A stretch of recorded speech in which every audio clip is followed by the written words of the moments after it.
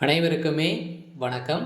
சற்று முன் கிடைத்திருக்கக்கூடிய ஒரு மிக மிக முக்கியமான செய்தி ஒன்று வெளியாகி உள்ளது.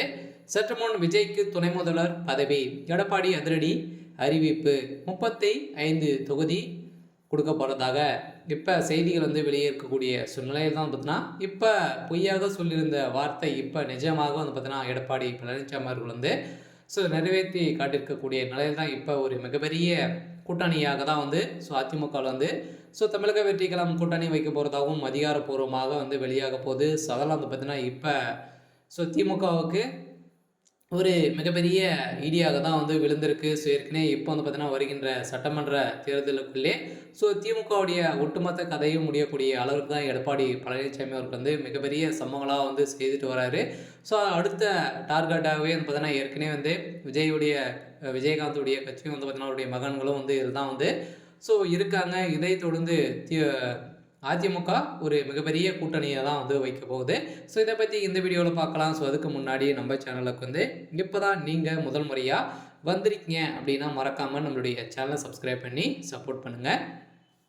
ஸோ வாங்க வீடியோக்குள்ளே போகலாம். ஸோ ஏற்கனவே இபிஎஸ் அவர்களும் விஜய் அவர்களும் பார்த்தீங்கன்னா சாதித்து காட்டக்கூடிய முக்கிய புள்ளி யார் அப்படின்னு தான் பார்த்தீங்கன்னா இப்போ வெளியிட்டு இருக்காங்க. ஸோ அதனால் அதிமுகவும் தமிழக வெற்றி கழகமும் மிகப்பெரிய கூட்டணி வைக்கும் என ஒரு முக்கிய புள்ளி செய்தி வெளியிட்டிருக்கக்கூடிய நிலையில் தான் இப்போ தமிழ்நாட்டில் 2026 சட்டமன்ற தேர்தலுக்கு இன்னும் சில மாதங்களே உள்ள நிலையில் அனைத்து கட்சிகளும் தற்போது தேர்தல் வேலைகளை தொடங்கிவிட்டன.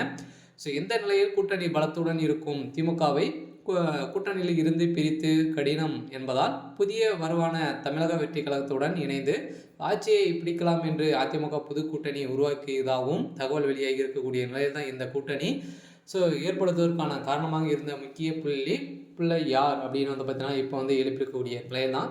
திமுக அதிமுக தமிழ்நாட்டின் அரசியல் பொறுப்புரை வழக்கமாக திமுக அதிமுக இடையேதான் கடுமையான போட்டி நிலவும். முன்னாள் முதல்வர் ஜெயலலிதா மறைவுக்கு பின்னர் அதிமுக கட்சியில் உடைந்து இபிஎஸ் அணி ஒரு பக்கமும், ஓபிஎஸ் அணி ஒரு பக்கமும், சசிகலா ஒரு பக்கமும், தினகரன் ஒரு பக்கமும் அனைவருமே சல்லியாக உடைந்த நிலையில் தான் அதிமுக ஒரு மிகப்பெரிய பெண்ணுக்கு தள்ளப்பட்டிருது.